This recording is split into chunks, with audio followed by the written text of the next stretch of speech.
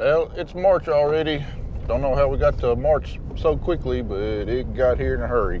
The season is right around the corner. Well, I was gone late last week because Zach and Kelly and Paige got the sprayer finished up and out of the shop, so we've got our biggest winter projects out of the way.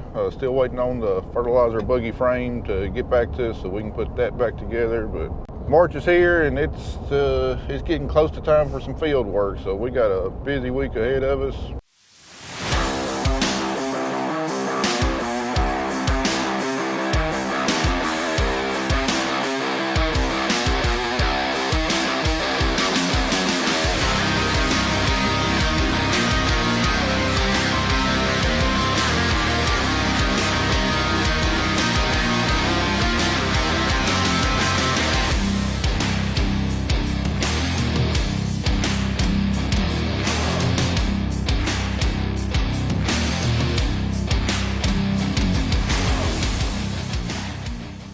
Right now, Kelly and I are going to get the combine.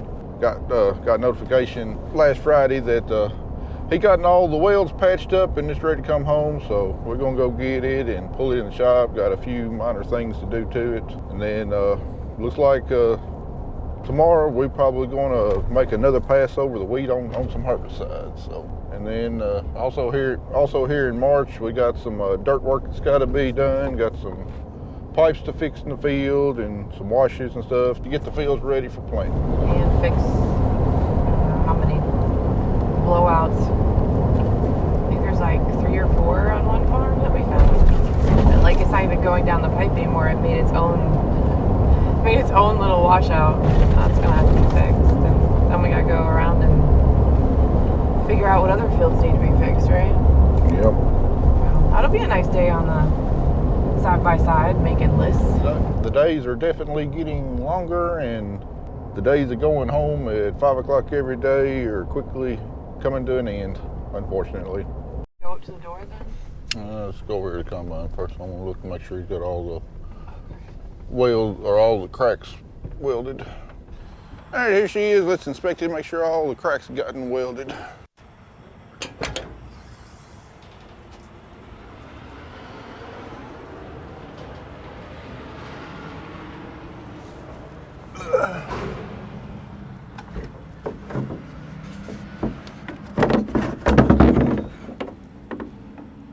Oh, no. Not yet. What? Looks like he missed a few cracks. Well, they definitely got the chopper frame looking good.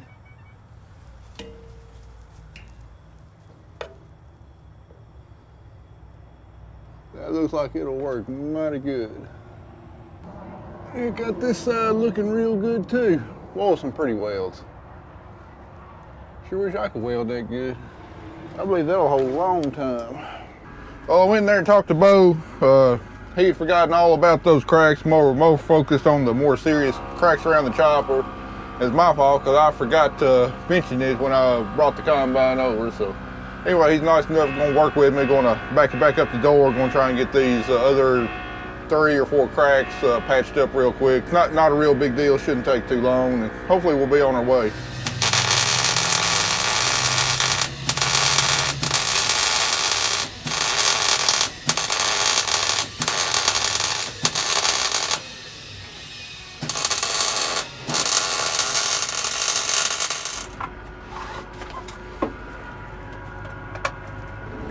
All right, we're on the road heading back to the shop. We got those 4 other cracks welded. I actually found a pretty serious crack we didn't know about because it was covered up with dirt when everybody looked it over last year. So it took a little bit of fixing, but I think we got all the cracks welded up on this machine, and after we do a few odds and ends in the shop, it'll be ready for another harvest season.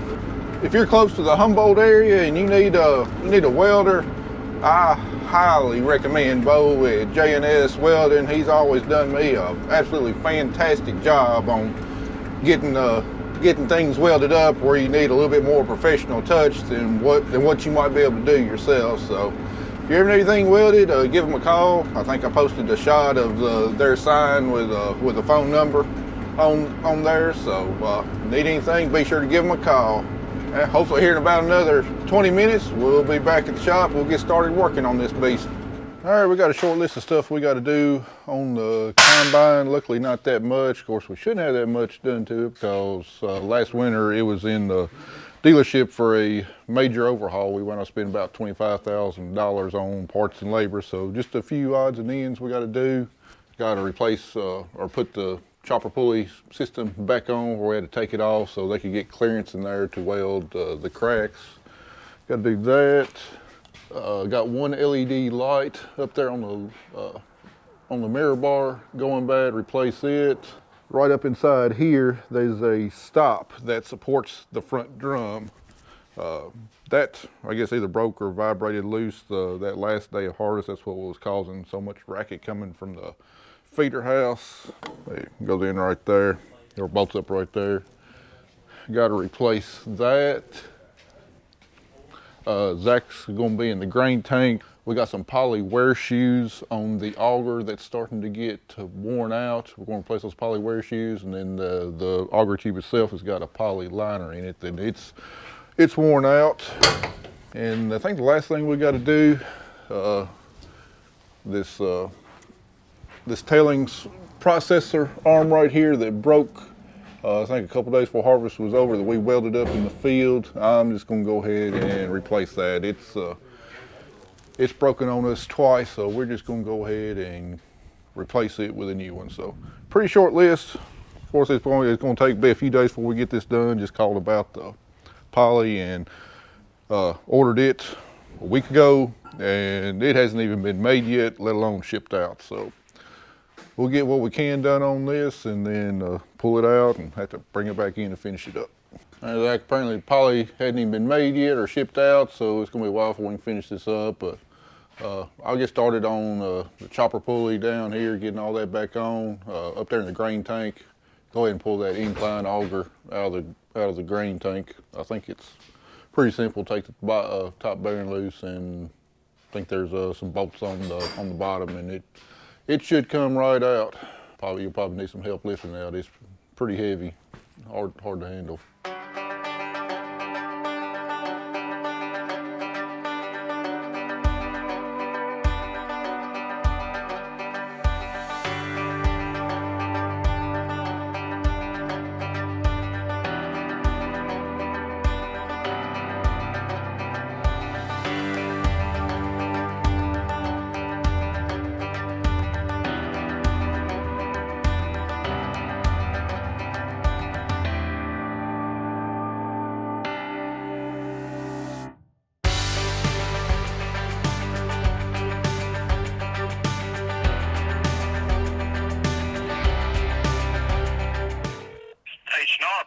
Well, I've got some part numbers I need you to order. What you got? First one is 87282452. All right. How many you need? Just one. Next one is 87640479. Should be an idler arm, or it's called a lever. Need one of those. And then the last one, I couldn't find it. It's on the chopper system, but they didn't have a section for the chopper under the parts diagram. I need if you look at looking at the combine from the rear, there's a wedge in there with 3 little Allen bolts in it. Do you know what I'm talking about? Yeah, when I look at the chopper, it's right there where the bearing and all is, ain't it? Yeah, it like locks all the stuff onto the bearing somehow. Yeah, I know what you're talking about. All right, what else? I think that's pretty much got me. How much of that you got in stock? You got one of those in stock? Yeah, I got 4 or 5 of them over there. Okay, and I'm assuming you got chopper knives too, don't you? Oh yeah, I got knives. All right, that other stuff you don't happen to have though, do you? No, I'm struck out on the very first number on it on the feeder stuff. I'll come by and get what you got. If you remember one of my rants from there towards the end of harvest, talking about how Case IH does not have an app or a website that you can go on there and see parts breakdowns with part numbers, so you know what to order. I guess they finally came out with something on the website. You can actually get on there and find part numbers and stuff. However, for whatever reason, when you look under residue handling, anything having to do with a chopper is not on there. The only thing that's on there is for the bank of knives that can go up and down. Pretty important part of the combine. I have no idea why it'd be listed on there. But anyway, at least we do have something to look up part numbers now, which makes it a little bit easier, because trying to describe some of this stuff to some of these parts guys would be very difficult. But I got another rant on Case IH right now. Is it possible to make any worse wheel paint than what Case IH silver is? I haven't hardly seen a machine out there, unless it's brand new, that the paint's not flaking off from a pressure washer or just coming off. Now this right here, that was our fault. This is where we had the wheel dented in and had to straighten it out and had to heat it up real hot with a torch, so that's my fault. But the rest of that, I mean, it's just flaking off. I mean, these machines are $400,000 and they can't put any better paint on them like it is. I know Case IH, compared to like your John Deere's and New Hollands, their paint never has been real great. It's typically in the past, it's faded out real bad. Now, the paint on the body is actually pretty good. Don't have any problem with it coming off, and as long as you keep it waxed, it really doesn't fade, at least not like it used to. But the wheel paint, I mean, come on, get some paint that sticks to the wheel. All right, this thing's gonna have to be angled up a little bit more. That's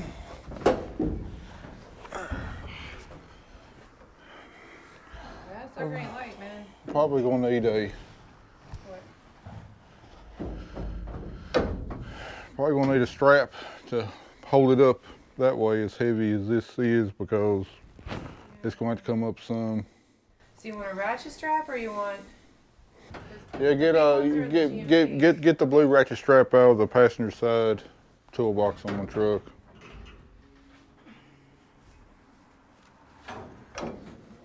All right, just pull it. Just keep the slack pulled out of it. No, I'll lift up. Just keep the slack pulled out of it. You ready? Yeah. Right here. All right. How big is it gonna pull the tank in? All right, that'll be good.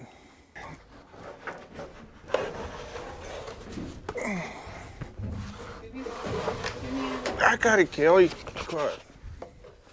Watch out. 761.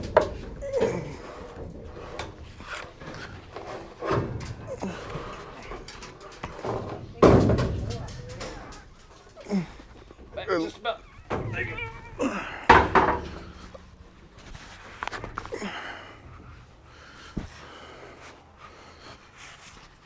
Sit on there.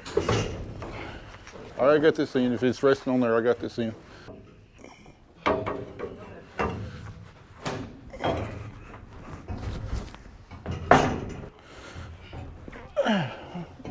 It's down right here. All right, Zach, this plastic liner's got poly liner's got to come out too. Just yeah, take a punch on the center of these rivets right here. Go ahead and pull it out. Wouldn't take too long to wear it out.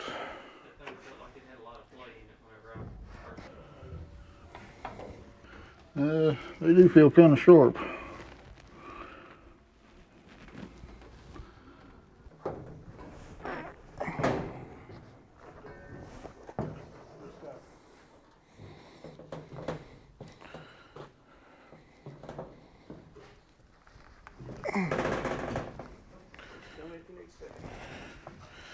If you want to sit it down, then get down a few steps and. Better. Yeah, those splines looking pretty thin. These look like the ones on the gearbox. Crap. I don't want to buy a new auger. That's the whole point of having the poly on there, so I don't have to buy a new auger. Yeah, Plus the gearbox. Well, Plus the gearbox? Well, I mean the gear for the gearbox. yeah, well, the gearbox shaft is, that's going to be replaced. There's no. Hello. Hey, Trevor, got another question for you.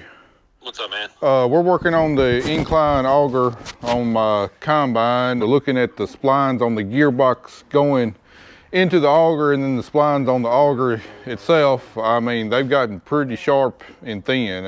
I'm guessing is that a common wear item? Your bubble up auger now in the green tank? Yeah, bubble up auger. Okay, yeah, I've put like 4 or 5 of them gearboxes in just this year. You can rebuild it. You can get the shaft. It is serviceable, but it's cheaper for me as far as my labor rate goes. Just replace the little gearbox.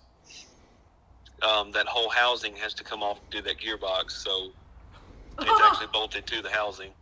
You talking about the bubble up housing itself? All that has to come loose. Correct, and then the sprocket that's on the outside out there where it's driven from. Okay. No, you don't happen to know what the cost of one of them gearboxes is, do you? I don't remember right offhand, but like I said, it's justifiable for me to replace it more than it is to rebuild it. Okay. All right. Well, I'll check it out. Alrighty. Thank you. See you, man. Bye. You heard him about the gearbox. That part's going to come off. And I'll see what I can figure out about an auger here. Come in. Hey, Matt Griggs again. On the bubble up incline auger on my combine, got a part number here for you, just doing a price check. 877-33-275. Got one in stock. They go for about $9.35. $9.35. I'll be daggone. It's the first time I've ever been shocked that it's been a lot lower than I was expecting. That shaft is serviceable by itself, but a mechanic told me that it's usually more cost effective to replace the whole gearbox itself. I got a shaft 267. I have to order it. And the whole gearbox is a reman one with the old one turned in is $125. $125? I mean, not 125, 815. $815. It's 125 for the core. Yes, sir. How you doing, Jacob?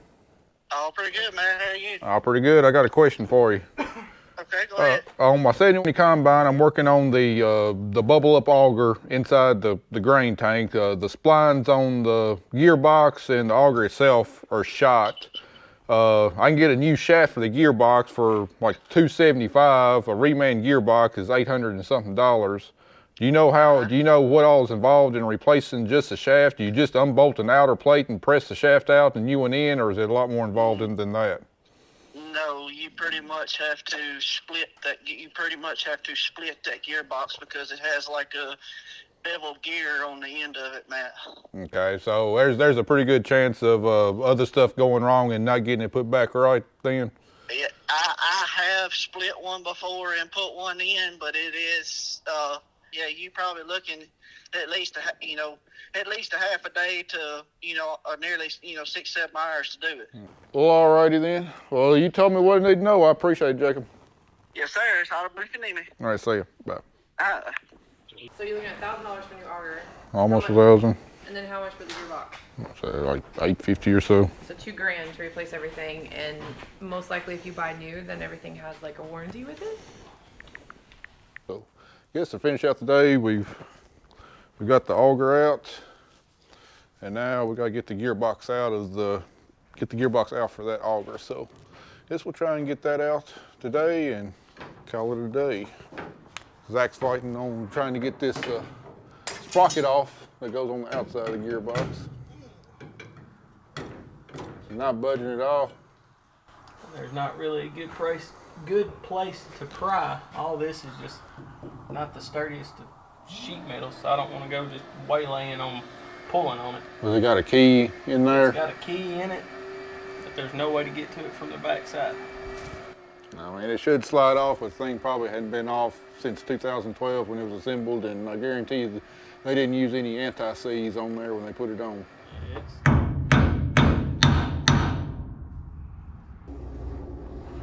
Bring out the old trusty torch. Hopefully maybe we can heat it up a little bit, expand it, it'll come on off. Hopefully do this without burning up any red paint.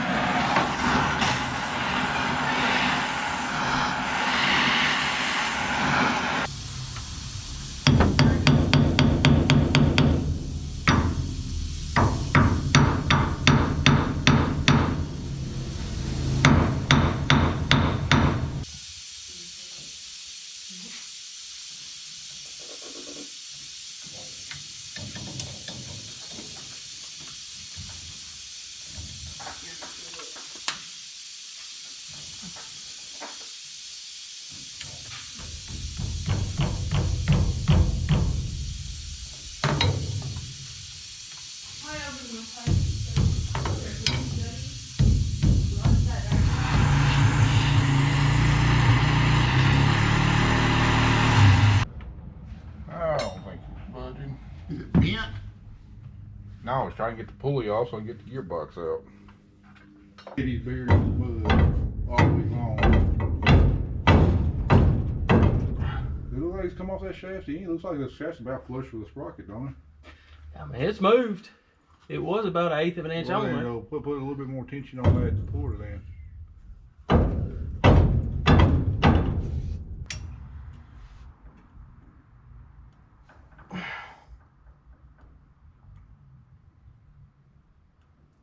That sucker's still pretty tight.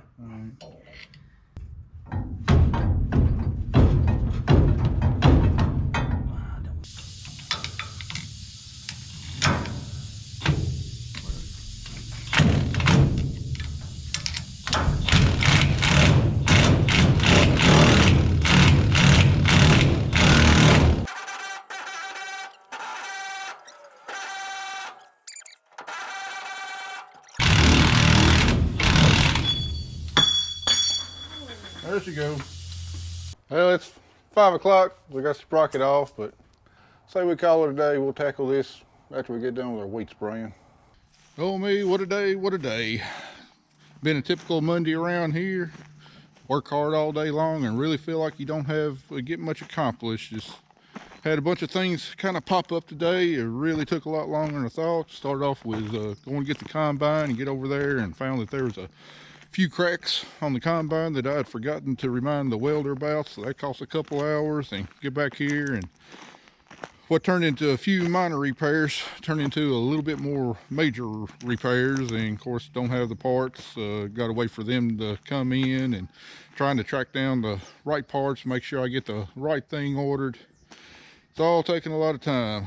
Plus also today been toying around with the idea of another addition to our farm.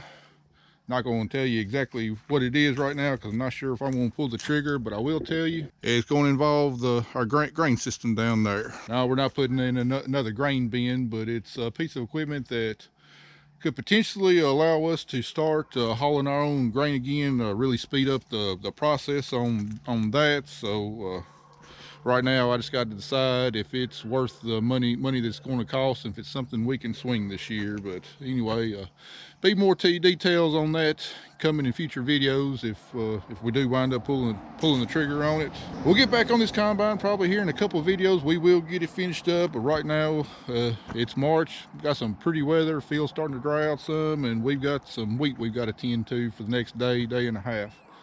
So stay tuned for that, and we'll catch you in a few videos and get the combine finished up. Thanks for watching.